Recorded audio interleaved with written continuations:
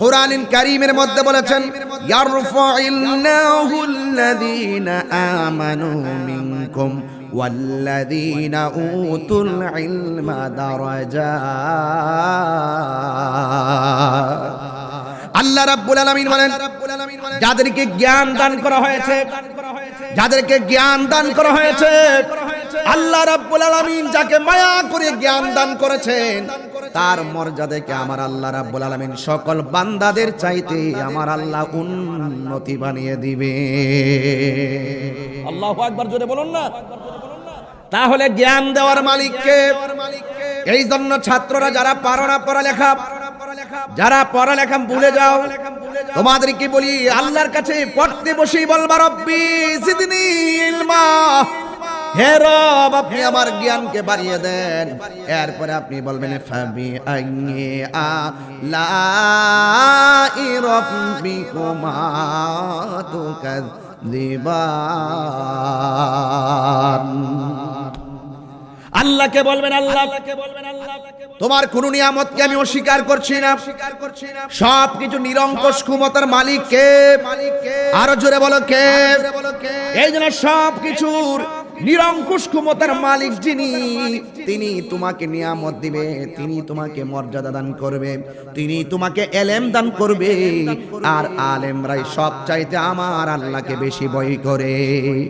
এই জন্য আমার যুবক ভাইয়েরা আল্লাহর কাছে চাইবেন, এলেম বড় নিয়ামত জিনিস, এলেম বড় নিয়ামত জিনিস। আলেমরাই আল্লাহকে ভয় করবে। আল্লাহ রাব্বুল আলামিন বলেন যাদেরকে এলেম দান করা হয়েছে ওই এলেম অনুযায়ী যারা আমল করবে আল্লাহ রাব্বুল আলামিন তাদেরকে বান্দা থেকে আমার আল্লাহর বন্ধু বানায়া নিবে। এই আওয়াজে মানি না রাত্র বেশি হয়েছে, আমি জানি আপনাদের ঘুম পেয়েছে, জবানটা খুলে বলুন না আল্লাহু আকবার। আমাকে কমিটি এসে কানে মুখ লাগিয়ে বলেছিল হুজুর আপনি একটু ওয়াজের শুরুতেই জিকির করবেন। উনি আমাকে বুঝাইতে চাইলেন যে জিকিরটা করলে খুব জমে যাবে, তাইলে আপনার ওয়াজ করতে খুব ভালো লাগবে। তখন আমি বলছি যে না, আজকে পরীক্ষা করব। আমি জমাইনার জন্য ওয়াজ করি না, আমি মাঠ দখল করার জন্য ওয়াজ করি না, আমাকে দাওয়াত করবেন এই জন্য আমি ওয়াজ করি না। আমি আল্লাহর ওয়াস্তে দায়িত্বহীন কণ্ঠে আমার মনিবের কথা বলি, আমার রাসূলের কথা বলি। এরপর আল্লাহ পাক আমাকে কথা বলার জন্য ময়দানে হাজার প্রেমিককে মিলাইয়া দেন। সুতরাং এইগুলো বলে আর এগুলো করে আমাকে মাঠ জমাতে হবে না। তাহিরি বাংলাদেশের জন্য নতুন কেউ না। কথা বলেন ঠিক না বেঠিক? 22 বছর ধরে যে ওয়াজ করেছি 55 না 80 বছর ওয়াজ অলরেডি করে ফেলছি, 80 বছর ওয়াজ অলরেডি করে ফেলেছি। এখন ঘরে বসে গেল তাহিরি কোনো আপত্তি নেই। এখন এতটুকু বলতে চাই যে এখানে যে বসছি আমি যে আয়াতের অর্থ তুলতেছি, আলেম থাকলে আমার আয়াতের অর্থগুলো তাৎক্ষণিকভাবে সেটিংটা দিছি, এগুলো আলেমরা বুঝবে।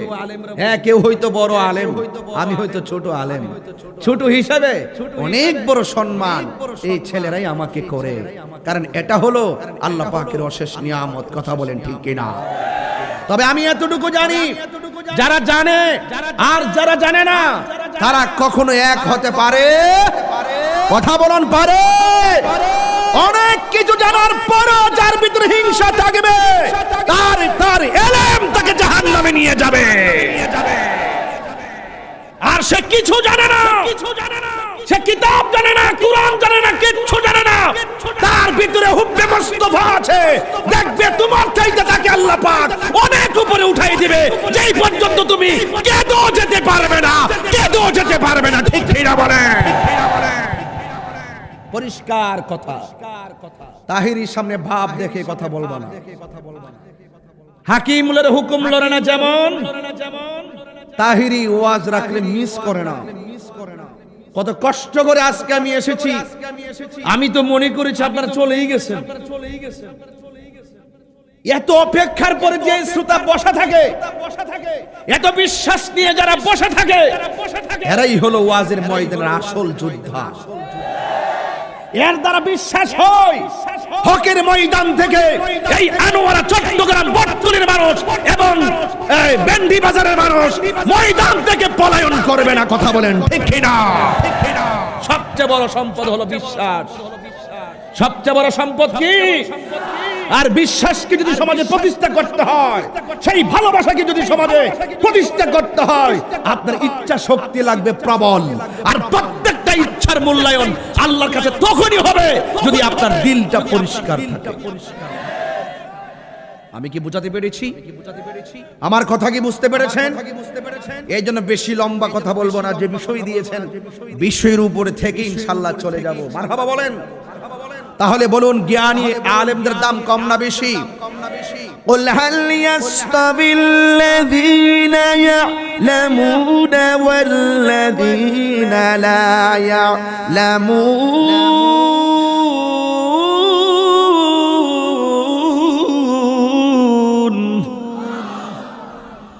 আল্লাহ বলছেন, হ্যাঁ বন্ধু আপনি বলে দিন, যারা জানে আর যারা জানে না এরা কখনো এক হতে পারে না। তাহলে সুতরাং দোকানপাটে বসে কাহারো বিরুদ্ধে কথা বলতে 1 কোটি বার চিন্তা করিও, 1 কোটি বার চিন্তা করিও। অনেকে বলে ওয়াজে কিতাবের কোনো আলোচনা নাই, অনেকে বলে মূল কিতাবের আলোচনা নাই। আমি তাদেরকে বলতে চাই, বাবু এটাও ওই মাদ্রাসার ক্লাস না যে ছাত্রকে আমি দর্শ দেব। এটা ওয়াজের মাহফিল, ভ্যারাইটি সাধারণ লোক আসে, তাদেরকে সাধারণ ভাষায় বোঝাতে হবে। কথা বলেন ঠিক না বেঠিক? এটা ওয়াজ, এটা মাদ্রাসার ক্লাস না যে আমাকে মূল কিতাব খুলে খুলে আমাকে নাহু সরফ বুঝাইতে হবে। এই মাঠ আর ওয়াজের মাঠ এক জিনিস না, এই মাঠ আর দরবার এক জিনিস না, এই মাঠ আর সংগঠন এক জিনিস না। এখানে সকল দলের লোক আসে, আমাদেরকে সব মেইনটেইন করে কথা বলতে হয়, সব মেইনটেইন করে কথা বলতে হয়। এজন্য আমাদের আবেগ, আমাদের অবস্থান নিয়ে কেউ তামাশা করবেন না। যারা জানে, যারা জানে না তারা কখনো এক হতে পারে না। কথা বলেন ঠিক কিনা? তবে আমি এতটুকু বলবো, সুন্নিয়তের কল্যাণে আপনি আরো দরবার করেন, অসুবিধা নাই। সুন্নিয়তের কল্যাণে আপনি আরো সংগঠন করেন, অসুবিধা নাই। তবে যেন আমাদের আকীদা যেন নষ্ট না হয়। আকীদার ভিত্তিতে আমরা এক হব, আকীদার ভিত্তিতে আমরা এক থাকব। হয়তো কেউ বাংলাদেশে থাকবো, আর না হয় কেউ লন্ডন থাকবো। আকীদা যখন মিল থাকবে, সে লন্ডন থাকলো আমার ভাই। আকীদা যখন ঠিক থাকবে না, আমার ঘরে থাকলো তার দরকার নাই। আমি কি বুঝাতে পেরেছি? বক্তব্য আমাদেরকে শিখাবেন না। এই জন্য আল্লাহ বলছেন, যেহেতু ইলমের কথা আসছে, যেহেতু আল এবং ইলমে দ্বীনের ফজিলতের কথা আসছে, প্রয়োজনীয়তার কথা আসছে। ইলম শুধুমাত্র কিতাবের পড়লে আলেম হয় না, এটার বাইরেও আরো ইলম আছে। ইলমের নাম ইলমুজ যাহির, আরেকটা ইলমে বাতিন, আরেকটা ইলমে শরীয়ত, আরেকটা ইলমে তরিকত, ইলমে হাকিকত, ইলমে মারফত, ইলমে তাসদিক, ইলমে তাসাফুর, ইলমে যাহির, ইলমুল বাতিন, ইলমুল বয়ান। সবকিছু মিলাই শরীয়ত হলো আমার নবীর কথা, তরিকত হলো আমার নবীর কাজ, হাকিকত হলো আমার নবীর অবস্থা, মারিফত হলো আমার নবীর গোপন রহস্য। এই 4 ইলমের সিনাই যাদের এসেছে তাই মুহসিন আউলিয়া হয়ে গেছে।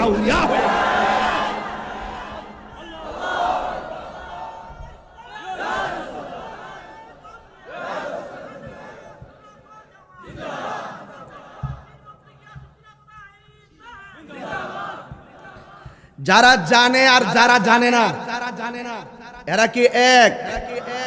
তাহলে বলা হয়েছে, তুমি যদি না জানো, তুমি যদি না জানো, যারা জানে তাদের কাছে যাও। আরো বড় করে বলেন না সুবহানাল্লাহ। আর কি বুঝাইতে আমার আপনাদেরকে? আপনি কি আমার প্রতি অসন্তুষ্ট হচ্ছেন? বেশি লম্বা আলোচনা যেহেতু করবো না, তো বেশি অল্প সময় আমি চুম্বক কথা বলার চেষ্টা করতেছি। কোনো ফাঁকি ঝুঁকি আমি তাহিরি করি না। তবে যারা জানে না তাদেরকে কি বলা হয়েছে? যারা জানে তাদের কাছে যাও। জানে কারা? মূর্খ না জ্ঞানীরা? তো যাদের কাছে যাবেন তারা আলেম। তারা কি হবে?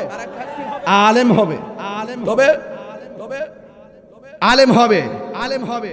বুখারী শরীফের বাবু ফাদলিল ইলম, বাবু ফাদলিল ইলমে, একটি বাব আছে, বাবের মধ্যে একটা হাদিস আসছে, আন মুআবিয়া রাদিয়াল্লাহু তাআলা আনহু قال عن معاوية رضي الله تعالى عنه قال قال رسول الله صلى الله عليه وسلم من يريد الله به خيرا يفقهه في الدين আল্লাহ যাকে ইচ্ছা করেন তাকে দ্বীনের ইলম দান করেন। আল্লাহ যাকে চান তাকে দ্বীনের ইলম দান করেন। এই হাদিসটাকে আপনারা মানেন? কথা কয় না। হাদিসটাকে আপনারা মানেন? হাদিসটা বর্ণনা করছে কে? কথা কয় না। কোন জায়গায় কথা বলেন? একটু সতর্ক থাকবেন যেন ঈমান ধ্বংস না হয়। বুখারী শরীফের বাবু ফাদলিল ইলমে, এই বাবের মধ্যে এসেছে আন মুআবিয়া রাদিয়াল্লাহু তাআলা আনহু, হযরতে মুআবিয়া রাদিয়াল্লাহু তাআলা আনহু থেকে বর্ণিত, ক্বালা তিনি বলেছেন, ক্বালা রাসূলুল্লাহ সাল্লাল্লাহু আলাইহি ওয়াসাল্লাম মাইয়ুরিদুল্লাহু বিহি খায়রান, আল্লাহ যাকে চান, আল্লাহ যার কল্যাণ চান, আল্লাহ যাকে চান তাকে কি করেন? ইউফাক্কিহুহু ফিদ্দীন, তাকে দ্বীনের ইলম দান করেন। এই আওয়াজে মানব না, জোরে বলেন সুবহানাল্লাহ। এই হাদিসটা কি বুখারী থেকে কেটে ফেলে দিতে পারবেন? এই হাদিসটা কি অস্বীকার করতে পারবেন? এই হাদিসকে অস্বীকার করা মূলত নবীকে অস্বীকার করা। কারণ আমিরে মুআবিয়ার বাবার শক্তি নাই যে নিজে বলবে। তিনি বলছেন আমার নবী বলেছেন। এই হাদিসটা ইমাম বুখারী শরীফের মধ্যে এনেছেন, জোরে কোন সুবহানাল্লাহ। তো ইমাম বুখারীও এই হাদিসটাকে সহিহ জেনে এনেছেন এবং এই হাদিসটা গ্রহণযোগ্য হয়েছে বলেই বুখারীতে স্থান পেয়েছে। তাহলে বোঝা গেল হযরতে আমিরে মুআবিয়া রাদিয়াল্লাহু তাআলা আনহু একজন সাহাবী, জোরে বলেন না সুবহানাল্লাহ। তাইলে কথা পরিষ্কার, আল্লাহ যাকে চান তাকে দ্বীনের ইলম দান করে। এই জন্য যুবক ভাইয়ের আমার, তাহলে ইলম চাইবো একজনের কাছে, জবান খুলে বলেন না তিনি কে? আরো বড় করে বলো না তিনি কে? আরো বড় করে বলো না তিনি কে? তাহলে পরিষ্কার হয়ে গেল, হ্যাঁ, ইলম দেওয়ার মালিক আল্লাহ। যারা জানে আর যারা জানে না তারা কখনো এক হতে পারে না। এরপরে আরেকটি হাদিস আমি কোট করেছি, যেই ব্যক্তি ইলম অন্বেষণের জন্য পথ চলবে, আল্লাহ পাক রব্বুল আলামিন তার জন্য জান্নাতের পথকে সুগম করে দিবে। জোরে কন্যা সুবহানাল্লাহ। হাদিস পড়ে আবার অর্থ করলে একটু সময় বেশি খায়, এই জন্য সরাসরি বললাম, যেই ব্যক্তি ইলম অন্বেষণের জন্য রাস্তা দিয়ে চলে, জোরে কন্যা সুবহানাল্লাহ। আপনি যে যাবেন, এই ছেলে, এই এটা কেডা, এটা কেডা, এই ছেলে, তোমার ইলম শিখার সময় এখন, তুমি কোথায় যাচ্ছ? আশ্চর্য ছেলে, আশ্চর্য ছেলে। তাহলে তুমি যদি ইলম অন্বেষণ করতে চাও রাস্তা দিয়ে যেতে হবে, যেতে হবে কি হবে না? আর যদি আপনি ইলম অর্জন করতে যান তাহলে আল্লাহ পাক আপনার জন্য জান্নাতের পথকে সুগম করে দিবে। সুবহানাল্লাহ বলেন না। হাদিসটা হলো এই, আন আবি হুরায়রা রাদিয়াল্লাহু তাআলা আনহু قال قال رسول الله صلى الله عليه وسلم من سلك طريقا يلتمس فيه علما سهل الله له طريقا الى الجنه, যেই ব্যক্তি ইলম অর্জন করার জন্য রাস্তা দিয়ে যায় আল্লাহ পাক রব্বুল আলামিন তার জন্য জান্নাতের পথ সুগম করে দিবে। তার মানে বোঝা গেল, আল্লাহকে পাওয়ার জন্য, নবীকে পাওয়ার জন্য, দ্বীনকে বোঝার জন্য, কোরআনকে বোঝার জন্য, ইসলামকে বোঝার জন্য, হককে জানার জন্য, আখিরাতকে গবেষণা করার জন্য যারা জ্ঞানীদের কাছে যায় তাদের দাম কমে না বাড়ে? যাওয়ার আগে আল্লাহ বাড়ায় দেয়, রাস্তায় চললে আল্লাহ বাড়ায় দেয়। হ্যাঁ, আর যদি আপনি সিনেমা হলের দিকে রওনা দেন, যদি আপনি সুদখোর বাড়িতে সুদের লেনদেন করতে যান, তার মানে বুঝতে হবে হালাল এবং হারাম, হালালের পথে রওনা দিলে বরকত দিবেন আল্লাহ, আর যদি হারাম অন্বেষণের জন্য বের হন তার মানে বুঝতে হবে আল্লাহ পাক জাহান্নামের পথ সুগম করে দিবে। কথা বলেন ঠিক কিনা? আমরা কি জান্নাত চাই না জাহান্নাম চাই? আরো যখন জান্নাত চাই না জাহান্নাম চাই। এখন আপনি কেন আলেমের কাছে যাবেন? কারণ কি? আপনি আলেমের কাছে এই জন্য যাবেন قال النبي صلى الله عليه وسلم إن العلماء ورثة الأنبياء নিশ্চয়ই আলেমগণ হলো নবীর ওয়ারিস। আলেমগণ কার ওয়ারিস? নবীর ওয়ারিস। আমার বাবা যদি এখন ইন্তিকাল করে তাহলে আমি আমার বাবার ধন সম্পত্তির ভাগ নিব। আর এখন কেন ভাগটা পাবো? আমি আমার বাবার ওয়ারিস, আমি আমার বাবার ওয়ারিস। কিন্তু হাদিস শরীফের মধ্যে আছে, এই হাদিসটা সহিহুল বুখারীর মধ্যে আছে, এই হাদিসটাতে বলা হয়েছে ইন্নাল উলামা ওয়ারাসাতুল আম্বিয়া, নিশ্চয়ই আলেমগণ নবীর ওয়ারিস। ইন্নাল আম্বিয়া লাম ইউরাসু দিনারান ওয়ালা দিরহামান ইন্নামা ওয়ারাসুল ইলমা ফামান আখাযাহু আখাযা বিহাজ্জু ওয়াফিরিন। বলা হচ্ছে নবীগণ আলেমদের জন্য, যে নবী যে আলেমদেরকে, আলেমরা যে নবীর ওয়ারিস, নবী আলেমদের জন্য কি রাখছে? সম্পদ রেখে যায় নাই, রাইখাকে দিরহাম রেখে যায় নাই, কোনো টাকা রেখে যায় নাই, অর্থাৎ রেখে গেছে কি? রেখে গেছে এলেম। যেই এলেমটা যারা গ্রহণ করতে পেরেছে তারা আল্লাহর পক্ষ থেকে অনেক নিয়ামত গ্রহণ করেছে। তাহলে রাসূল যে বলছেন, ওই যে বুখারী শরীফের আরেকটা হাদিস হযরত আমির মুআবিয়া রাদিয়াল্লাহু তাআলা থেকে বর্ণিত, তিনি তার এই হাদিসটা এইভাবে আসছে, ইন্নামা আনা কাসিম ওয়াল্লাহু ইউতি, আল্লাহ আমাকে দেয়, আমি নবী বন্টন করি। আল্লাহ আমাকে দেয়, আমি নবী বন্টন করি। এটা লা দিরহামান, এটা দিরহাম নয়, ওয়ালা দিনারান, এটা দিনার নয়, কোনো টাকা না পয়সা না, এটা হলো আল্লাহ পাকের দেওয়া আমার নবীর এলেম, কিয়ামত পর্যন্ত বন্টন হতেই থাকবে।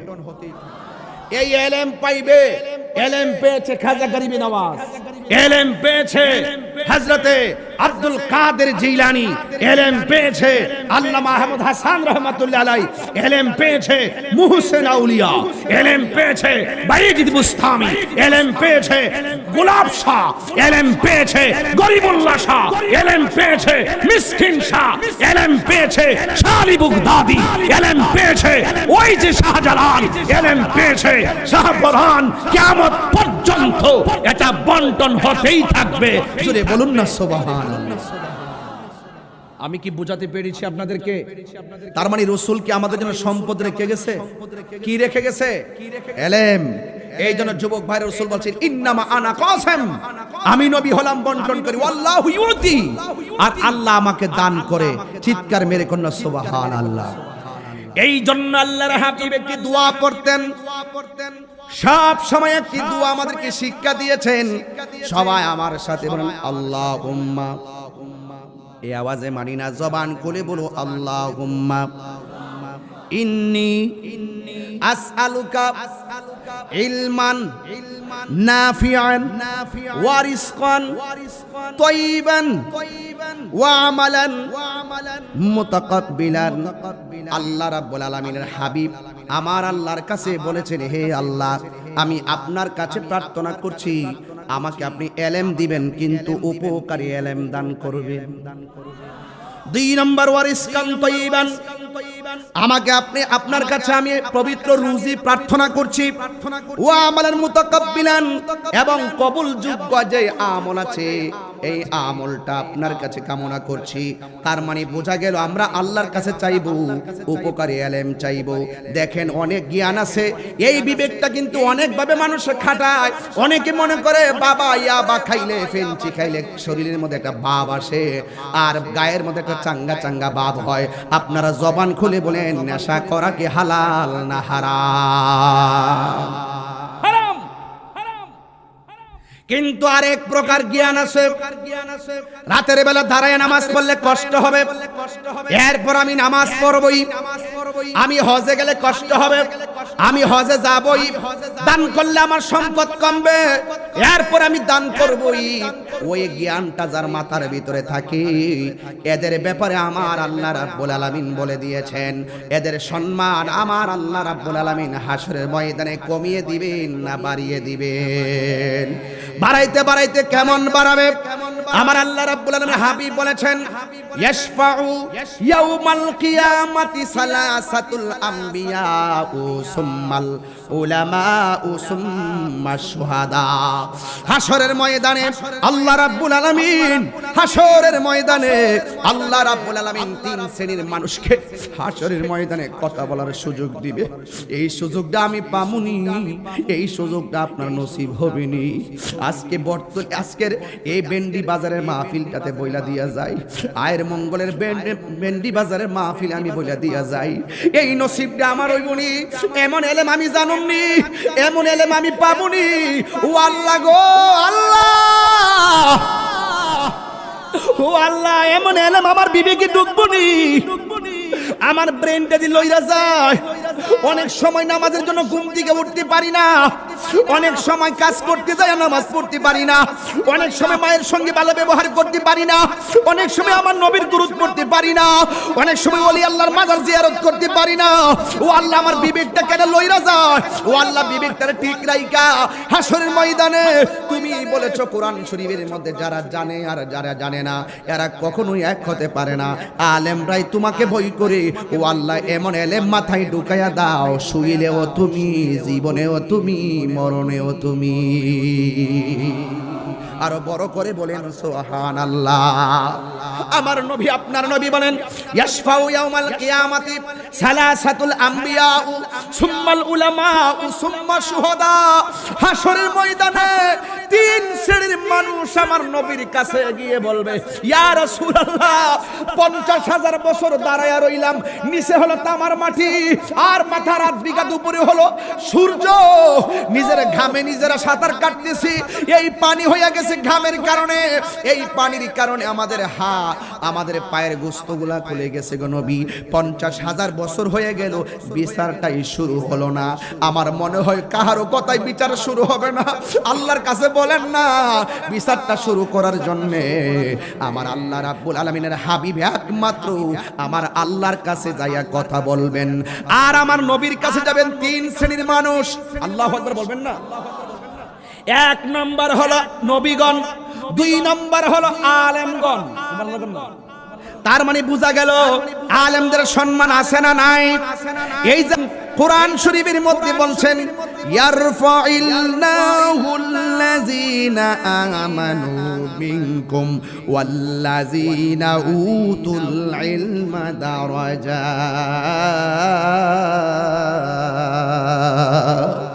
আল্লাহ যারে এলেম দান করবো, আমার আল্লাহ তার মর্যাদা বাড়াইবে না কমাইবে? বাড়াইতে বাড়াইতে দুনিয়া তো বাড়াবে। দেখবেন আপনার টাকা আছে, এক সময় আপনার টাকা আছে, কিন্তু টাকা হলে মানুষের অভাব নাই। টাকা যখন কমে যাবে, বন্ধুর সংখ্যা কমে যাবে। আর আপনার টাকা না থাকতে পারে, আপনার মাঝে যদি এলেম থাকে, দিন যত যাবে আপনার বন্ধুর সংখ্যা তত বাড়বে না কমবে? আরো বড় কোনো বাড়বে না কমবে? দেখবেন বুড়া মানুষটা গায়ের মধ্যে জোর নাই, তার ঘরে টাকা নাই, সে কাঁপতে কাঁপতে কথা কয়। মানুষটা যখন মারা যায়, লক্ষ লক্ষ মানুষ তার জানাজায় চলে যায়। কেন? তার এলেম ছিল। আলেমের দাম কম না বেশি? আরো যেটা কম না বেশি? ওই আলেমদেরকে শ্রদ্ধা করার দরকার আছে না নাই? আছে। এই জন্য যুবক ভাইয়ের আমার, হাসরের ময়দানে তিন শ্রেণীর মানুষ নবীর কাছে কথা বলবেন। এর মধ্যে এক শ্রেণী হলো আলেম। আলেমরাই নবীর কাছে যেতে পারবে, বাকি কেউ যেতে পারবে না। সবাই আলাদা আলাদা দাঁড়ায় বলবে নফসি নফসি নফসি, নবীর কাছে যেতে পারবে না। এই জন্যই আমার রাসূল বলে দিয়েছেন, হ্যাঁ, এই কিয়ামতের ময়দান যেদিন শুরু হবে, এক ব্যক্তিকে জাহান্নামে ফেলে দেওয়া হবে, এক ব্যক্তিকে জাহান্নামের দিকে আনা হবে। জাহান্নামের মধ্যে যখন আনা হবে, তার নারী বুড়িগুলো একদম বের হয়ে যাবে। যেমন করে গাধা চরকি ঘুরাই, আর আটা যেমন করে পিষে, ওই আরবে ছিল আগে, আটা যেমন করে পিষে চতুর্দিকে এরকম একটা ঢেকি মতন ঘুরায়, চরকি ঘুরায়, গাদা যেমনি ঘুরে তাকে এইভাবে জাহান্নামে ঘুরাতে থাকবে। আল্লাহর হাবিবের হাদিস। তখন জাহান্নামের যখন ঘুরাবে তার নারী পুরুষ সব বের হয়ে যাবে। নারী বুড়ি বের হওয়ার পরও সে এমন ভাবে ঘুরবে, তখন জাহান্নামীরা বলবে, কি ব্যাপার, তুমি যে দুনিয়াতে ছিলে, তুমি কি মানুষকে সৎ কাজের আদেশ করো নাই? তুমি কি মানুষকে অসৎ কাজ থেকে নিষেধ করো নাই? তখন সে বলবে, হ্যাঁ, আমি মানুষকে সৎ কাজের আদেশ করতাম, কিন্তু আমি নিজে সৎ কাজ করতাম না। আমি মানুষকে অসৎ কাজের নিষেধ করতাম, কিন্তু আমি ওই কাজটাই বেশি বেশি করে করতাম। রাসূল বলেন, এই জন্যই তার বুড়ি বের হয়ে যাবে, চরকির মতন তারে ঘুরায় ঘুরায় শাস্তি দেওয়া হবে। আতামুরুনান নাসা বিল বিররি ওয়া তানসাউনা আনফুসাকুম, তুমি মানুষকে সৎ কাজের আদেশ দিচ্ছ আর নিজে ভুলে আছো। খবরদার, কাউকে নামাজের কথা বলার আগে তুমি নামাজ পড়ো, কাউকে সত্য কথা বলো বলার আগে তুমি নিজে সত্য কথা বলো, কাউকে গীবত করিও না বলে ওয়াজ করার আগে নিজে গীবত ছাড়ো। কথা বলেন ঠিক কি না? তাহলে আপনি হালাল হারাম পার্থক্য করবেন একটা জিনিসের মাধ্যমে, সেটা হলো এলেম। সেটা কি? এলেম। এই জন্য যুবক ভাইয়ের আমার, পায়ে হাত দিয়ে বলবো, আমি কিন্তু এই হাদিসটা আমার কাছে সংগ্রহ করা ছিল, এরপরও আমি আপনাকে ওই হাদিসটার দিকে নিয়ে গেলাম না। এরপরও আমি আপনাকে আরেকটি হাদিস আমি বলবো, হাদিসটা পড়বো না, আসে সময় ডাবল লাগে, এই জন্য অনুবাদ করে বলছি। মানুষ যখন মারা যায় তার আমলের দরজা বন্ধ হয়ে যায়। এই মুহূর্তে যদি আপনি মারা যান, আপনার নামাজ পড়ার সুযোগ আছে, রোজা রাখার সুযোগ আছে, হজ করার সুযোগ আছে, সমস্ত আমলের দরজা বন্ধ হয়ে যাবে। কিন্তু তিন ধরনের আমলের সওয়াব আপনার কবরে বিকাশের মতো প্রকাশ হয়ে যাবে। সুবহানাল্লাহ। মানে ফ্লেক্সি হতে থাকবে। আপনি চারা লাগাই গেছেন, আপনি ফল খাইবেন। এই মানমেজো, আপনি আসেননি, কিছু আওয়াজ করেন। এই যে বলা হচ্ছে, ইজা মাতাল ইনসানু ইনকাতা আনহু আমালুহু ইল্লা মিন সালাসাতিন মিন সাদাকাতিন জারিয়া আও ইলমিন ইয়ানতাফা বিহি আও ওয়ালাদিন সালিহিন ইয়াদউ লাহু। হাদিস শরীফের মধ্যে এসেছে তিন ধরনের সওয়াব কবরে যেতেই থাকবে। যদি আপনি সদকায়ে জারিয়া, মানুষের কল্যাণে রাস্তাঘাট, স্কুল মাদ্রাসা ইত্যাদি করে যান, তাহলে এটার সওয়াব আপনার কবরে যেতেই থাকবে। আরেকটা হলো, যদি নেক সন্তান রেখে যান, যেই সন্তান আপনার জন্য দোয়া করবে, এটার সওয়াব কবরে যাবে। এরপরে হলো এমন এলেম, উপকারী এলেম মানুষকে শিখাইয়া দিয়া যান, এই এলেমটা যত চলতেই থাকবে। আপনি চলে গেছেন, আপনি এমন একটা জ্ঞান একজনকে দিয়া গেলেন। এই বলো তো, আল্লাহর 3000 নাম আছে, 2999 নাম দলিলে পাওয়া যায়, আরেকটা নাম কি? না এইভাবে তখন সে বলবো যে আমি তো জানি না। ঠিক আছে, এই নামটা তুমি জপবা, এই যে একটা শিখাইয়ে দিয়ে গেলেন। এরপরে দুরূদ শরীফ, একটা দুরূদ শরীফ আছে বৃহস্পতিবার দিন গিয়ে রাতে তুমি যদি এই আমলটা করো, একটা দুরূদ শরীফ আছে শুক্রবারে আসরের নামাজের পর তুমি যদি 80 বার দুরূদ শরীফ পড়ো, তোমার 80 বছরের গুনাহ মাফ হয়ে যাবে। এই দুরূদ শরীফটা কি শিখাইয়া দিয়া গেলেন। এরপর আপনি কোরআন হাদিসের যে এলেমগুলো আছে, এই এলেমগুলো আপনি শিখাইয়া দিয়া গেলেন। আপনার এই উপকারী এলেমটা সে যতদিন পর্যন্ত হৃদয়ে ধারণ করবে, যতদিন পর্যন্ত এলেমটা থাকতেই থাকবে, ততদিন পর্যন্ত আপনার সেই এলেমটা শিখানোর সওয়াব আপনার কবরে যেতেই থাকবে। সেখানেও এলেম। আপনি কবরে গেলেও আপনার শিখানো এলেমটা সওয়াব আপনি কবরে গিয়ে পেতেই থাকবেন। সুতরাং প্রমাণ হয়ে গেল, ইলমে দ্বীনের প্রয়োজনীয়তার কোনো শেষ নাই। শিখলেও লাভ, শিখাইলেও লাভ। কথা না, শিখলেও লাভ, শিখাইলেও লাভ। শিখাইলেও সওয়াব আছে, নিজে শিখলেও সওয়াব আছে। চিৎকার মেরে বলেন না সুবহানাল্লাহ। আমার যুবক ভাইয়েরা, রেখে দিলাম এই জায়গার ভিতরে। এবার আমাকে বলা হয়েছিল, হুজুর, ও হুজুর, আপনি লেবাস সম্পর্কে কিছু বলবেন। লেবাস সম্পর্কে যদি আমাকে বলতে হয়, লেবাসের প্রয়োজনীয়তা কি, এইগুলা বলতে গেলে তো অনেকে বেজার হয়ে যাবেন। এরপর কি বলা বন্ধ করে দিব? কথা বলে না, বলা বন্ধ করে দিব। এক নম্বর, আমার গায়ের মধ্যে পাঞ্জাবি আছে, আমার পরনে একটা কি আছে, পায়জামা আছে, এটা হলো ওয়াজিব লেবাস। এটা কি ওয়াজিব লেবাস? 17 টাকা ফরজ, এটা অবশ্যই আপনাকে আপনার দেহের সৌন্দর্যের জন্য, আপনার ফরজিয়াত পালন করার জন্য এই লেবাসটা আপনাকে পরতেই হবে। জোরে বলুন না সুবহানাল্লাহ। রাসূল বলছেন আবার কিছু লেবাস আছে, কিছু লেবাস আছে, কিছু পোশাক আছে তোমাকে স্পেশাল পরতে হবে। আল্লাহর হাবিব সাল্লাল্লাহু আলাইহি ওয়াসাল্লাম বলছেন যখন তোমরা জুম্মার নামাজে যাবে তখন তোমরা, আল্লাহর হাবিব জুম্মার নামাজের জন্য দুইটা জামা নতুন আলাদা করে রাখতেন, কারণ জুম্মার দিন নতুন জামা পরে যাওয়ার জন্য আল্লাহর হাবিব আমাদেরকে উৎসাহ করেছেন। জোরে বলুন সুবহানাল্লাহ। এখন কথা হলো যেই পোশাক আমাকে লৌকিকতা শিক্ষা দেয়, যেই পোশাক আমাকে অহংকার শিক্ষা দেয়, যেই পোশাক আমাকে দাম্ভিকতা শিক্ষা দেয়, এই পোশাক পরা যাবে না। কারণ আল্লাহ রাব্বুল আলামিন riwayate এসেছে লা তামশি ফিল আরদি মারাহা, তোমরা জমিনের মধ্যে তোমরা অহংকার করে চলাফেরা করিও না। এই জন্য যুবক ভাইরা আমার আফসোস লাগে সেখানে, এখন আপনারা রাগ করবেন, আবার আমার মা চাচিরা রাগ করবে। আমার রাসূল বলে দিয়েছিলেন যে খবরদার, পোশাকের মধ্যে কিন্তু কিছু পোশাক আছে যেই পোশাকগুলো পুরুষে পরতে পারবে না। এক নম্বর পোশাক হলো রেশমি পোশাক। রেশমি পরছেন কাপড়, ভিতর দিক দিয়ে সব পাতলা সাতলা দেখা যায় একদম। এই পোশাকগুলো আল্লাহর হাবিব কি করে দিয়েছেন? নিষেধ করে দিয়েছেন। এবং যেই পোশাকের মধ্যে স্বর্ণ মিশ্রিত থাকে এই পোশাকটা আপনি পরতে পারবেন না। আপনি ভাবতেছেন যে দেখি একটু গায়ের মধ্যে শার্টটা লাগায়া এখানে একটা স্বর্ণের একটা কি দিয়া দেই, একটা কি কই এটা চেইন না, আরেকটা কোন না, বোতামই ধরেন না, একটা ব্যবসা আছে না, একটা বোতামই ধরেন, আপনি এইভাবে স্বর্ণের পোশাক ব্যবহার করতে পারবেন না। তবে আরেকটা কথা বলি, আপনি পুরুষের জন্য মহিলার পোশাক পরতে পারবেন না। দেখছেন না কয়েকদিন আগে একটারে মাইরে ফলাইছে, গায়ের মধ্যে লাগাইছে কি শাড়ি, বুরকা না পাঞ্জাবি, বুরকা কি লাগাইছে, বুরকা। এখন বুরকা লাগাইছে গেছে, আসামি কি বাচ্চা না ধরা পড়ছে? কথা কয় না। তো হারামের মধ্যে আরাম আছে, গজবটা তো আপনি ডাইকে আনলেন। রাসূল বলছেন পুরুষের জন্য মহিলার পোশাক আর মহিলাদের জন্য পুরুষের পোশাক পরা হারাম। চিৎকার মেরে কোন ঠিক কিনা বলেন? আজকে আমার দেশে দেখেন তো দেখি, আবার অনেকে আছে খুব বড়াই করে পোশাক পরে। দেখ আমার পোশাকটা অসাম লাগে, এই দিক দিয়ে আয়া রইছে একটা বাপ সাপ, মানে কি যে একটা ভাব।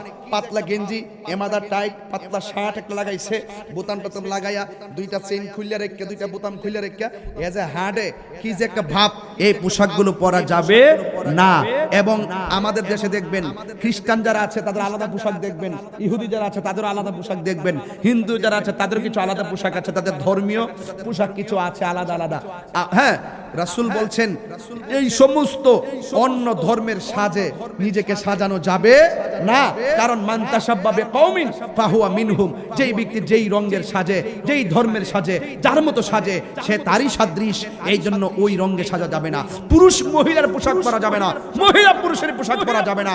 এই কথার দ্বারা বোঝা গেল আপনি পোশাক পরতে গেলেও আপনাকে সাবধানতা অবলম্বন করতে হবে। আজকে বড় আফসোস লাগে, রাস্তাঘাটে গেলে দেখা যায় অনেক মেয়েরা শার্ট পরে, গেঞ্জি পরে, টি শার্ট পরে, স্কিন প্যান্ট পরে রাস্তাঘাটে হাঁটে। এদের জন্য বড় মায়া হয়। কি জবাব দিবা তোমরা হাসরের মাঠে? আরে যুবক ভাইরে কি ঘুমাই গেছো? আরে ঘুমাই গেছো? আরেকটা পোশাক পরতে নিষেধ করছে, ৮-৬০ পোশাক। মহিলারা ইদানিং ৮-৬০ পোশাক বেশি পরে। মহিলারা শুনলে শুনবো, কারণ ওদেরকে তো সেভ করতেই। ৮-৬০ পোশাক পরে। এই যে বর্তমান বাজারের ভিতরে যে বুরকাগুলা বিক্রি করে, টাইট ফিটিং বুরকা, কোরআনের দলিল অনুযায়ী এই সমস্ত টাইট ফিটিং বুরকা পরা নারীদের জন্য হারাম। কথা বলেন ঠিক না বেঠে? তাহলে এইগুলো পরা যাবে না। এই ৮-৬০ পোশাক যারা পরবে তারা হারাম পোশাক পরলো। এই জন্য পোশাক পরতে হবে এইভাবে আগে আমরা দেখেছি মা বোনরা যখন পোশাক পরতেন, একটা বুরকা পরলে পিছন দিক দিয়ে পাট্টা লাগাইছে, সামনে বুরকা পরে সামনে আরেকটা কাপড় লাগাইছে। এখন টাইট ফিটিং বুরকা পরে পিঠ ঢাকে না, শরীর ঢাকে না, একটা জিলবাব একটা হিজাবের নামে এমনে গুড়ায়া গারা আইনে আমাদের উষা কইরা এমনে গুল কইরা আইনে চেহারাটা দিয়া কি সুন্দরী লোলনা রাস্তা দিয়ে হাঁটতেছে, পোলাপান মিস কল মারতেছে। এটার জন্য দায়ী কে? এটার জন্য দায়ী তুমি। কথা বলেন ঠিক কিনা বাঠে? তুমি যদি সুলাইল কলা বাজারে নিলে যেমন করে মাছি বসে, তুমি যদি আমার বাংলাদেশের পোলাপান এখন এত লুচ্চা হয়নি, বাংলাদেশের পোলাপান এখন এত 2 নম্বর হয়নি যে রাস্তা দিয়ে সুন্দর একটা সাবলীল বুরকা পরিহিত মহিলাকে জড়াইয়া ধরবে, স্বাধীন বাংলার ছেলেরা এখনো এত পাগল হয়নি। তুমি যখন নিজেকে পৃষ্ঠ প্রদর্শন করে দিয়েছো, ছেলেদের ভিতর তখন শয়তান উকি মেরে তোমাকে বিপদে ফেলে দিয়েছে। হাত তুলে বলো ঠিক কিনা বলো।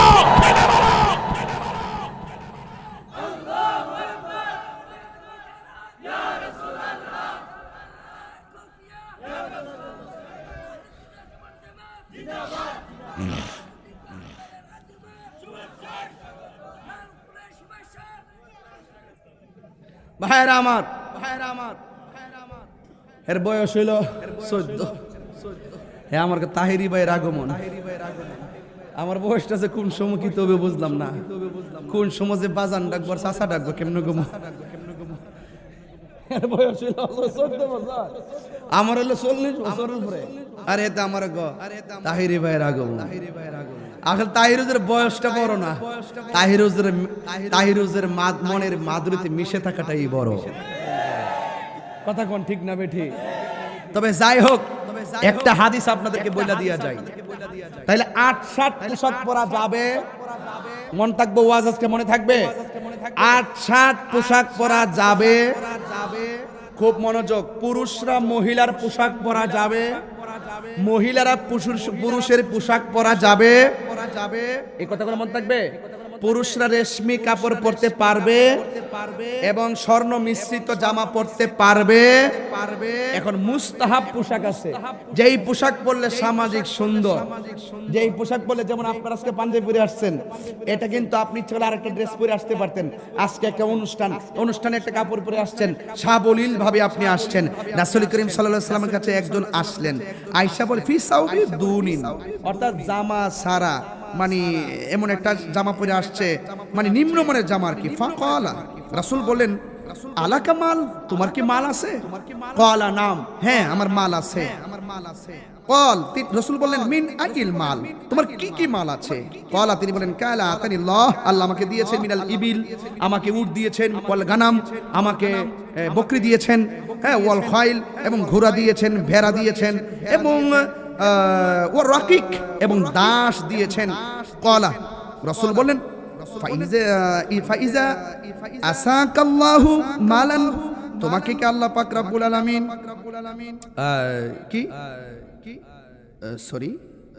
মালান, তোমাকে আল্লাহ পাক কি ধন সম্পদ দিয়েছেন? সে বললেন, আল্লাহ রাসূল বলেন তোমাকে যেহেতু আল্লাহ পাক এত ধন সম্পদ দিয়েছেন, তাহলে তুমি তো একটা ভালো জামা পরে আসতে পারতা। যেরকম সুবহানাল্লাহ। তাহলে মানে হলো কোথায় গেলে, কোথায়, আমার সংক্ষেপে বলতেছি আর কি, এগুলো সব বলাও সম্ভব না। কোথাও গেলে, কারো একটা অনুষ্ঠানে গেলে, সামাজিক সাবলীল যে ড্রেস আছে, এই ড্রেসগুলো পরে যাওয়া মুস্তাহাব, পরে গেলেও পুণ্য পাওয়া যায়। জোরে কন্যা সুবহানাল্লাহ। কিন্তু যেই জামা পরলে অহংকার আসে, এই জামা পরা যাবে। কোন জামা পরে অহংকার করা যাবে? ইন্নাল্লাহা লা ইউহিব্বুল মুতাকাব্বিরিন।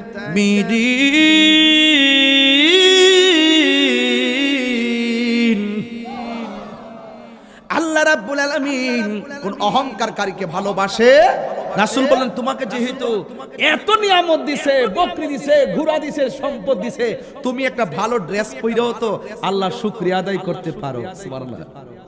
আমার দেশে কিছু লোক আছে দেখবেন একটা পাঞ্জাবি কিনছে 12 বছর আগে, এটার এই সুন্দর করে আয়রন কইরা তিল্লাই পড়ে গেছে, সাতটাই গেছে, একদম নষ্ট হয়ে গেছে, এটারই পড়তে থাকে। এটা আরেক ধরনের কৃপণতা। কথা বলেন ঠিক না বেঠে? এই জন্য ঈদ যখন আসে রাসূল বলছেন তোমরা নিজে নতুন জামা পরবে, এটা সুন্নত।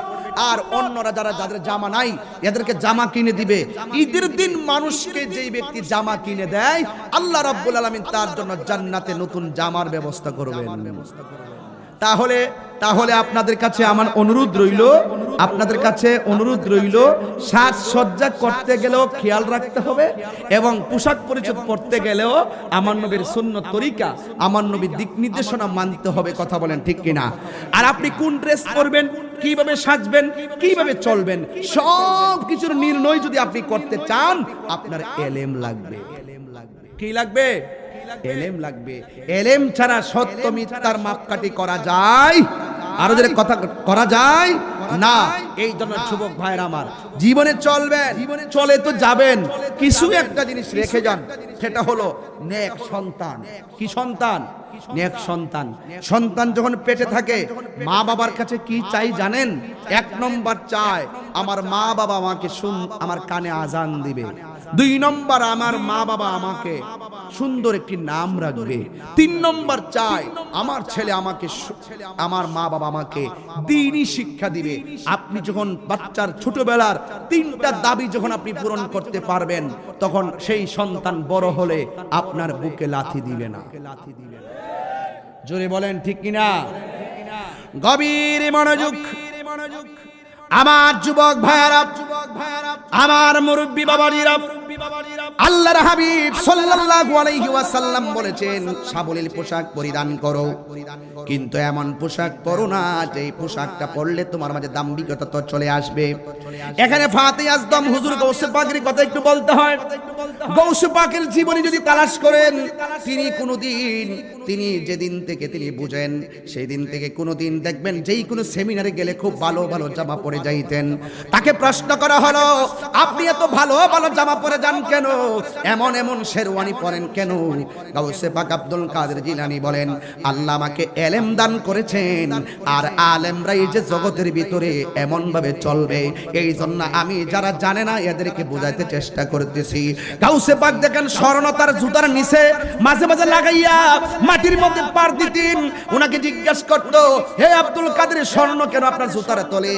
গাউসে পাক বলেছিলেন যে স্বর্ণ তোমরা গলায় লাগাইয়া দক্ষিণের বাতাস খাও, আমি গাউসুল আজম এই স্বর্ণকে তুচ্ছ মনে করিয়া জুতার তলে লাগাইয়া চলাফেরা করি। জুতার তলে লাগাতেন, দুনিয়ার ভোগ বিলাসকে তিনি তুচ্ছ মনে করতেন। গাউসুল আজম আব্দুল কাদের জিলানী মানুষকে বুঝাতেন পৃথিবীতে একটা মাত্র সন্তান, যেই সন্তান পেটের মধ্যে থাকলে মা যদি বলতো, হাসি দেওয়ার পরে যদি বলতো আলহামদুলিল্লাহ, ছেলে পেটের ভিতর থেকে বলতো ইয়া রাহমুকাল্লাহ। মা হাসি দিতেন, সন্তান গর্ভবতী পেটে থেকে হাসির উত্তর দিয়ে দিতেন। তিনি হলো গাউসুল আজম আব্দুল কাদের জিলানী। তো সবকিছু মিলিয়ে আপনাকে এলেম না থাকলে আপনি সত্য মিথ্যা হালাল হারামের পার্থক্য নির্ণয় করতে পারবেন না। আপনি যতই বলেন যে আমি বুঝি, কিন্তু আপনি এক সময় বিভ্রান্ত হবেন। মনে রাখবেন গৌসে পাক আব্দুল কাদের জিলানী গিলানী আল হাসানি ওয়াল হুসাইনি রাদিয়াল্লাহু তাআলা আনহু যখন তার সামনে একদিন শয়তান আসলো। কে আসলো? শয়তান আইসা এমন একটা ভাব ধরলো, ধৈরা বলতেছে ধরে বলতেছে আমাকে আল্লাহ মানো। গাউসুল আজম আব্দুল কাদের জিলানী একাধিক দলিল দেওয়ার পরও সে তার উল্টা দলিল দিতেছে। শেষ পর্যন্ত বলেছেন বিনা দলিলে আল্লাহ এক। আরেকজন ওলির জিন্দেগি তো সেটা পাওয়া যায়, কিন্তু শয়তান বলছিল তোমাকে তোমার আল্লাহ বাঁচাইছে, তখন তোমাকে তোমার এলেম বাঁচাইছে। গাউসে পাক বলছেন আমাকে আমার এলেম বাঁচাই নাই, আমাকে আমার আল্লাহ বাঁচাইছে। ওই যে আল্লাহ বলছেন যাদেরকে আমি এলেম দান করি আমি তাকে মর্যাদা দান করি। এই জন্য এলেম যার অন্তরে থাকে তার ইহকালও সম্মান, পরকালেও সম্মান। এই এলেম যার সিনায় থাকে এরা হাসরের মাঠে আল্লাহ পাকের কাছে অনেক মর্যাদা পাবে। রাসূল বলছেন, আমি আমার আল্লাহ 7 শ্রেণীর মানুষকে হাসরের মাঠে আমি আল্লাহ আরশে আজিমের নিচে ছায়া দান করব। এর মধ্যে 1 নম্বর হলো ওই লোকটা যারা দুনিয়ার ভিতরে ন্যায় বিচার করে। ন্যায় বিচার করতে গেলে এলেম লাগে কি লাগে না? কত লাগে কি লাগে না? এবার রাসূলকে প্রশ্ন করা হয়, ইয়া রাসূলুল্লাহ 2 নম্বর কি? আল্লাহর হাবিব বলেন 2 নম্বর হলো ওই মানুষের চোখ যেই মানুষটা আমার আল্লাহর ডরে চোখের পানি ফালায় ফালায় কান্দে। আল্লাহ রাব্বুল আলামিন কোরআনের মধ্যে বলে দিয়েছেন, ফালিয়াদহাকু কালিলাও ওয়ালিয়াবকু কাসীরা। বান্দাগণ, বেশি বেশি করে কাঁদো, কম কম করে হাসো। হাসলে কম কম করে হাসো। কাঁদলে গুনাহ মাফ হয়, কাঁদলে সিনা সাফ হয়, কাঁদলে আমার আল্লাহ রাব্বুল আলামিন খুশি হয়। এই জন্য রাসূল বলছেন, যেই চোখটা আল্লাহর ভয়ে কাঁদে, আল্লাহকে যদি চিনতে চাও এলেমের দরকার আছে না নাই? এই বিবেক যার ঠিক থাকবে, কুরআনের মধ্যে গেলে আর কবরের মধ্যে গেলে তোমাকে প্রশ্ন করা হবে নবী সম্পর্কে তুমি কি বলতে। তখন তুমি যদি মুনাফিক হও, তুমি বলবা লা আদ্রি, আমি জানি না। তখন তোমাকে প্রশ্ন করা হবে, আল্লাহ কি তোমাকে বিবেক দিয়েছিল না? আল্লাহ কি তোমাকে কুরআন দিয়েছিল না? এই কুরআন পড়লে না কেন? বিবেকটারে সঠিকভাবে খাটাইলে না কেন? এই জন্য তুমি কবরের ভিতরে বলতেছো মানুষে যা বলতো তুমি তাই শুনতে আর বলতে। না না না, মানুষের কথা বোঝার জন্য আমার আল্লাহ তোমারে বিবেক দিয়েছিল। তুমি কুরআন পড়লা না কেন? কুরআনটা বোঝার জন্য আল্লাহ বিবেক দিয়েছিল। বিবেকটারে ভালো কাজে খাটাইলা না কেন? সুদ খাওয়া যে হারাম কুরআনে লেখা আছে না নাই? আরে ঘুষ খাওয়া হারাম কুরআনে লেখা আছে। নামাজ পড়লে সওয়াব হবে কুরআনে লেখা আছে। কিন্তু সব কিছু মিললে বোঝার জন্য আল্লাহ রাব্বুল আলামিন তোমাকে বিবেক দিয়েছেন। তুমি যখন তোমার বিবেককে খাটাও না, তখন আমার আল্লাহ একটা হাতুড়ি দিয়া এমন একটা ফেরেশতা কবরে পাঠাইয়া দিবে, যেই ফেরেশতাটা কানে শুনে না, যেই ফেরেশতাটা চোখে দেখে না, তোমাকে এমন জোরে আঘাত করা শুরু করবে 70 গজ মাটির নিচে নিয়ে তোমারে ঢুকাইয়া দিবে। গায়রা সাকালাইন হাদিস শরীফের মধ্যে দেখলাম সবাই তোমার কান্নার আওয়াজ শুনবে, 2টা জাতি তোমার কবরের কান্নার আওয়াজ শুনবে না। কেন? তোমার বিবেকটারে খাটাইলা না কেন? কোরআন থেকে শিখলা না কেন? তুমি যদি কোরআন শিখতা, যেই ব্যক্তি কোরআন শিখে এবং অপরকে শিক্ষা দেয় তাদের দাম কম না বেশি? এ যুবক, তোমার কবরের ভিতরে 70 গজ মাটির নিচে নিয়ে ঢুকাইয়া দিবে। এরপরে তুমি যে কান্নাকাটি করবা, এই দুনিয়ার গরু ছাগল সবাই তোমার কবরে কান্নার আওয়াজ শুনবে। গায়রা সাকালাইন 2টা সম্প্রদায় তোমার কবরের কান্নার আওয়াজ শুনবে না। ইয়া রাসূলুল্লাহ, সেই সম্প্রদায়ের নাম কি? 1 নম্বর হলো মানুষ, 2 নম্বর হলো জিন। এরা তোমার কান্নার আওয়াজ শুনবে না। এক সাহাবী ডাক দিয়া কয়, নবী গো, এই আওয়াজে মানি না, জোরে বলে আল্লাহু আকবার, আর বড় করে বলে আল্লাহু আকবার। ও নবী, মানুষ কেন শুনবে না? জিন কেন শুনবে না? সবাই শুনবে। রাসূল বলেন, কবরের কান্নার আওয়াজ যদি সবাই শুনতো, তাইলে সব কানের পর্দা ফাইটটা মইরা পইরা থাকতো, লাশ দাফন করার মানুষ খুঁজে পাইতা না। এই 2টা সম্পর্কে শুনবে না। আরেকটা কারণ আছে। আল্লাহ কোরআনে বলেছেন, ওয়ামা খালাকতুল জিন্না ওয়াল ইনসা ইল্লা লিয়াবুদুন। আমি আল্লাহ মানুষকে বানাইছি একমাত্র আমার ইবাদতের জন্য। মানুষের এলেম আছে, মানুষের বিবেক আছে, মানুষের বুদ্ধি আছে, তাই বিচারও আছে। কথা ঠিক কি না? জিনের বুদ্ধি আছে, জিনের এলেম আছে, এই জন্য জিনের হিসাবও আছে। এই জন্য সবার হিসাব নেওয়া হবে না, মানুষের জিনের হিসাব নেওয়া হবে। বন্ধুরে আমাকে বিষয় দিয়েছেন, বিষয় থেকে আমি 1 ইঞ্চি ডানে বামে যাব না। যদি একটা কথা বলতে চাই, যদি আপনি না জানেন, যারা জানে তাদের কাছে যাওয়ার দরকার আছে না নাই? বুড়া বয়সে যদি কোরআন পড়তে না পারেন, একটা হুজুরের কাছে গোপনে গোপনে যায় কোরআন পড়েন। কারণ কেন জানেননি?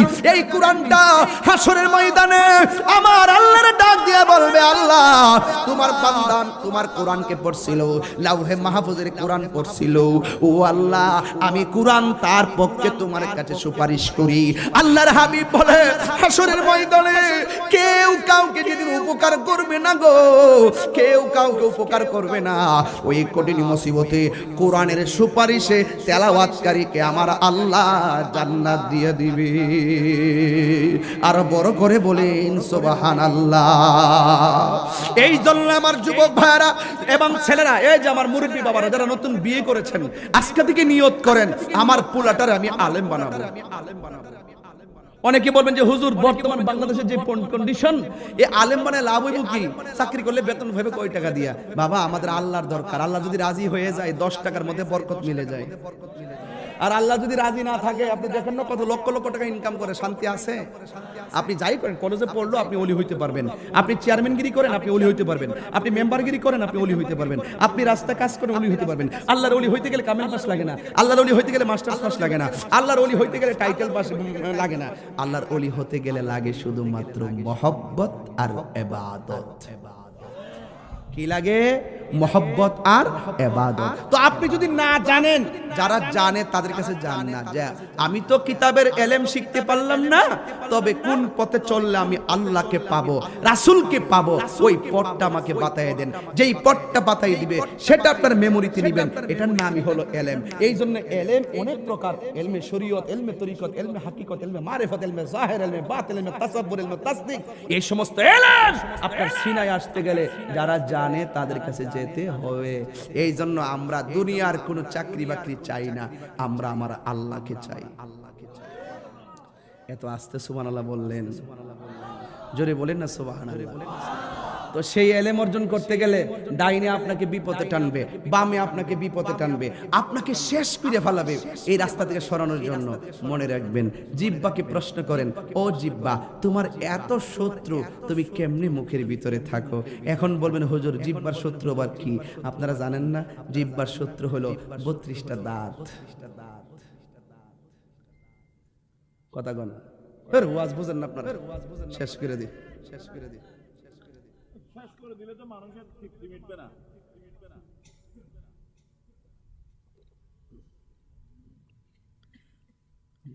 এত সুন্দর মনোযোগ আপনাদের, একটার ঘাড় লড়াইয়েন না। আমি তো আশ্চর্য হয়ে গেলাম, রাত্রে 1টার পরেও আজ এত মনোযোগ আপনারা শুনেন। সত্যিকার অর্থে আপনারা ইলমকে আর আলেমকে অনেক মহব্বত করেন। লাইভে তো শুনতেছে মনে লক্ষ লক্ষ লোকে, তাই না? তাহলে একটু জবান খুললে কোন তো যে আমরা যা আসি বলেন মারহাবা। একটা স্লোগান দেন না, আমি পানিটা খাই।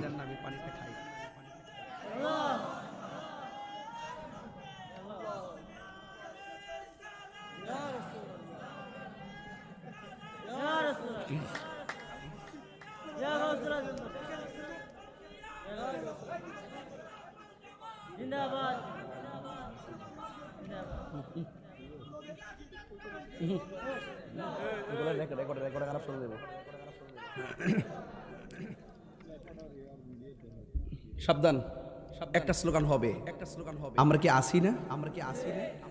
নারে তাকবীর। আপনারা যে চালাক, কিছু আওয়াজ কিন্তু রাখিয়া দিয়েছেন, দেন নারে তাকবীর। মাশাআল্লাহ, মাশাআল্লাহ।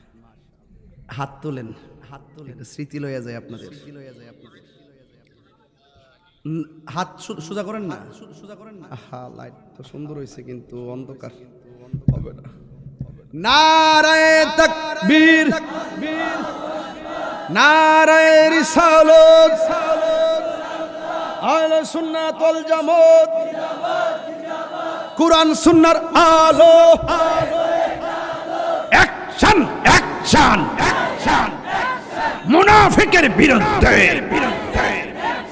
অ্যাকশন, অ্যাকশন, অ্যাকশন শিয়াদের বিরুদ্ধে। নারায়ে তাকবীর।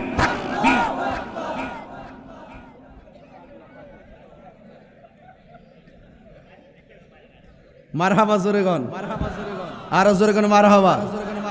তাহলে আজকে থেকে কথা পরিষ্কার হয়ে গেল, দুইটা সম্প্রদায় কবর আযাব শুনবে। তাইলে আজকে থেকে পরিষ্কার, যারা জানে তাদের কাছে যেতে হবে। রাজি আছি না নাই? এই জন্যই কামেল মুর্শিদের দরকার। রাজি আছি না সবাই? আজকে কি শান বেশি গাইলেছি নাকি? না, আজকে তো সবাই মনোযোগ আছে, এই জন্য বলতেছি না। এরপরে কি গমু নাকি একটা শান?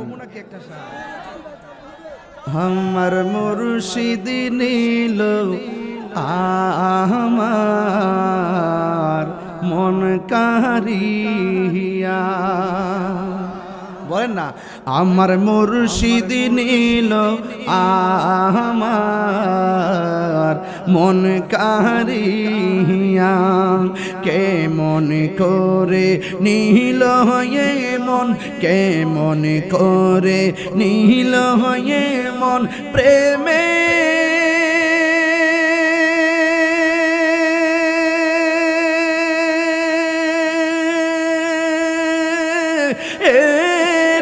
ডাক দিয়া গো, আমার মুর্শিদ নীল আমার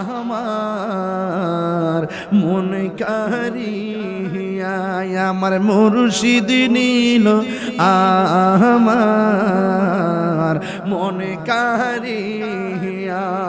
আমার হাবাগান আমারি মন করলা গহরণ কি রূপ দেখাইয়া, আমারি মন করলা গহরণ কি রূপ দেখাইয়া, সেই রূপের ঝলকে আমার, সেই রূপের ঝলকে আমার কি যে গেল গো, আমার মুর্শিদ নীল আমার মন কারিয়া, আমার মুর্শিদ নীল আমার মন কারিয়া। খুশি না বেজার? কিশোরে কর লোগোয়ুতাল পাগো হলো বাহানাইয়া, দয়াল রে কি রূপে গো রাল্লাগোয়ুতাল পাগো হলো বাহানাইয়া। ওরে কি কথা বলিবে বলে, কি বে বলে গেল হো আশা দিয়া গো, আমার মুর্শিদ নীল মাশাআল্লাহ। অনেকগুলা টাকা দিয়ে, নতুন টাকা দিয়ে দিচ্ছে আমার মান্নান ভাই। মারহাবা গান। আমার মুর্শিদ নীল আমার মন কারিয়া, তোমারিয়া সাথে গয়া আমার জীবন গেল বইয়া, হাইরে তোমারিয়া সাথে গয়া আমার জীবন গেল বইয়া। এই জীবনের কি দাম আছে, এই সে যদি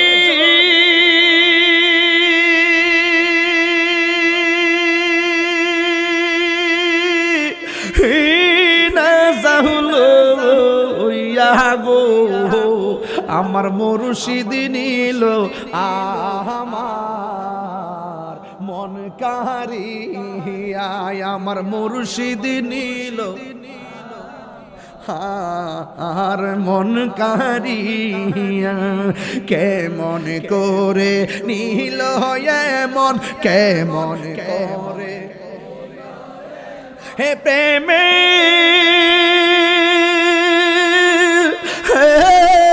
ডাক দি ইয়া গো আমার মুর্শিদ নিল আমার মন কারিয়া হাইরে কিশোরে কো রিলা গয়ুতাল ফাগো ও লো বানাইয়া হাইরে কিশোরে কো রিলা গয়ুতাল ফাগো ও লো বানাইয়া কি কথা বলিবে বলে কি ঠিক লেগে গেল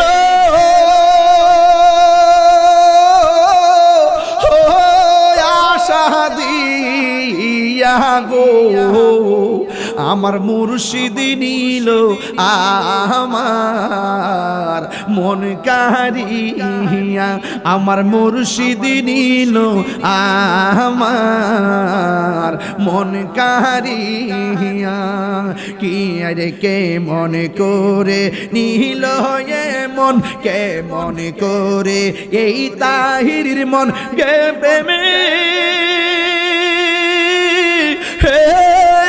ডাক দিয়া গো আমার মনজুর নিল আমার মন কারিয়া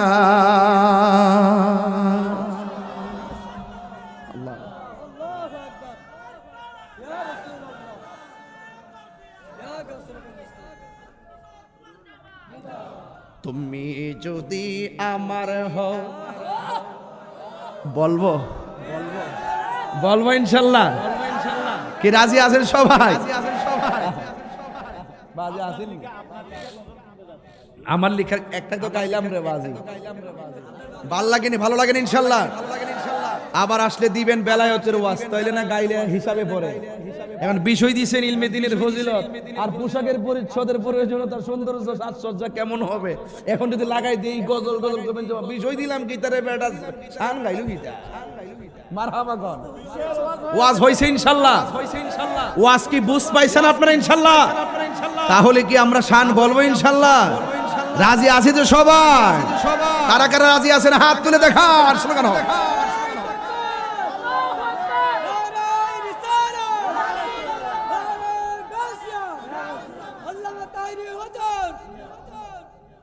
খুশি হয়েছেন তো সবাই ইনশাআল্লাহ কই জানি গেছিলাম কোথায় গেছিলাম শান হইতো না ইনশাআল্লাহ মারহাবা জোরে গান আর জোরে মারহাবা আমার দয়াল নামে এত গমধু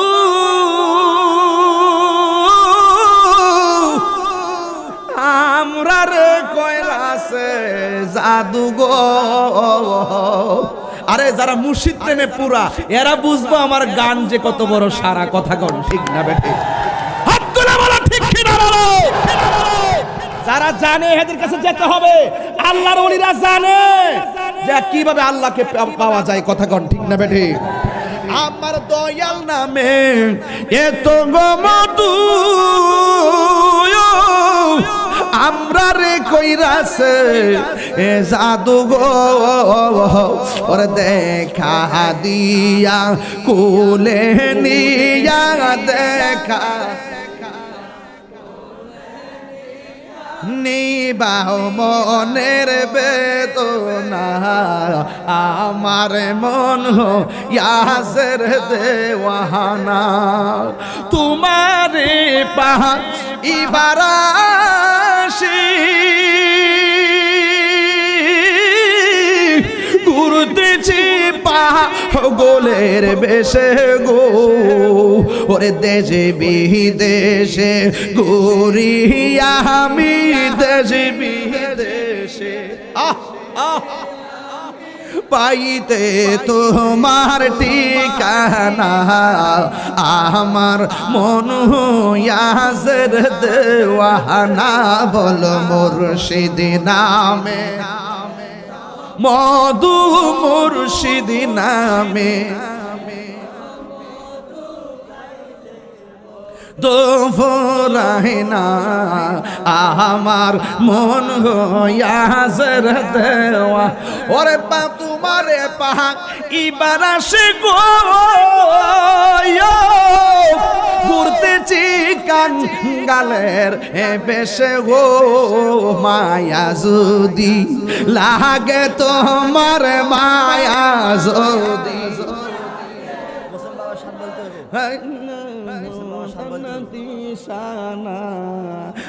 আমার মন গয়াছে গো দেওয়ানা আমার মন গয়াছে গো দেওয়ানা সুরে কি আল্লাহু আকবার বলা যাবে না আর সুরে আল্লাহু আকবার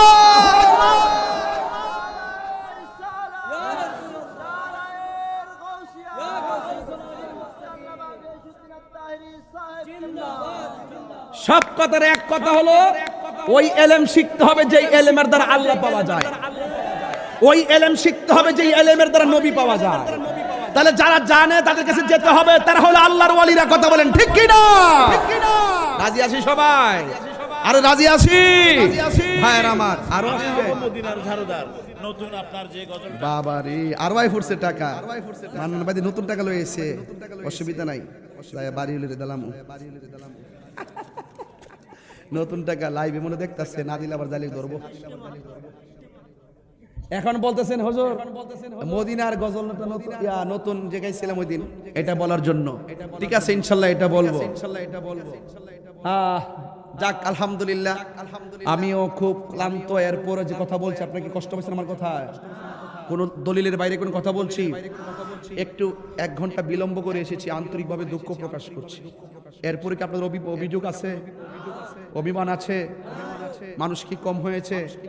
মানুষ কি কম এসেছে? মারহাবা জোরে বলো মারহাবা।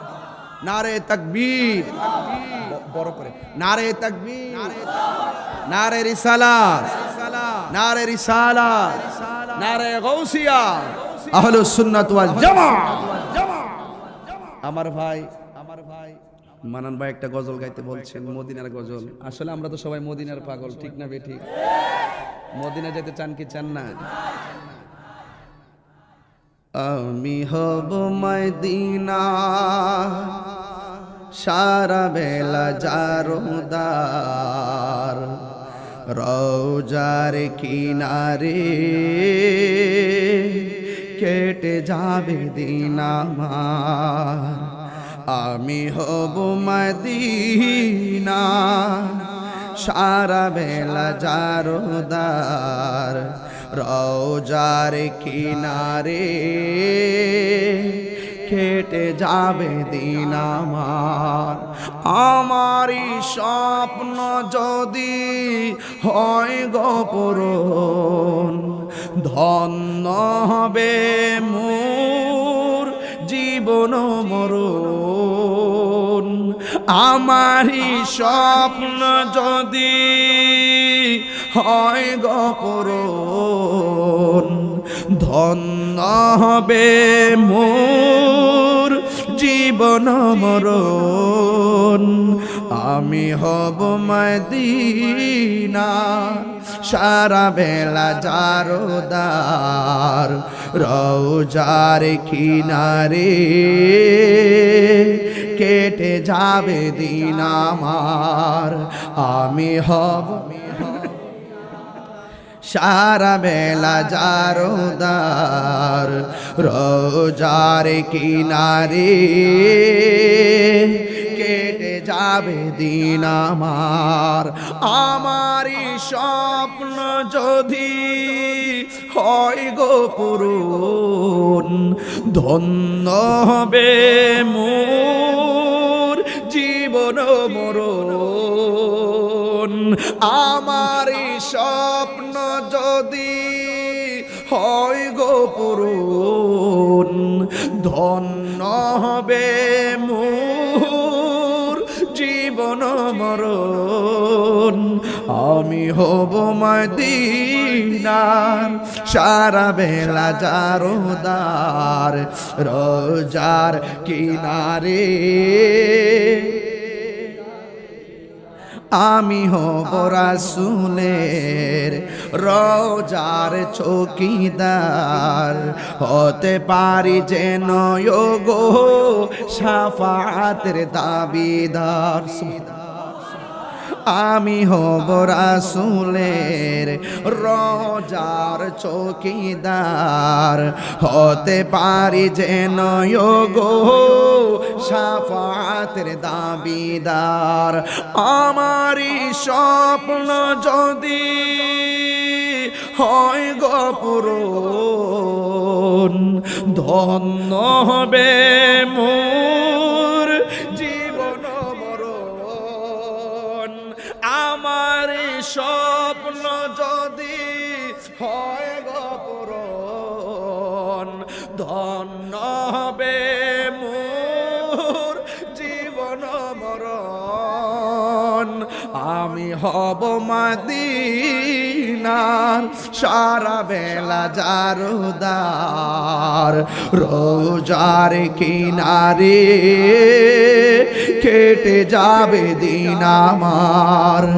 আমি হব মদিনার সারা বেলা জারদার, রোজার কিনারে কেটে যাবে দিন আমার। আমারই স্বপ্ন যদি হয় গো পূরণ, ধন্য হবে মোর জীবন মরণ। আমারই স্বপ্ন যদি হয় গো পূরণ, ধন্য হবে মোর জীবন মরণ। আমি হব মদিনা রোজার কিনারে, আমি হব মদিনা রোজার কিনারে। আমার রোজার কিনারে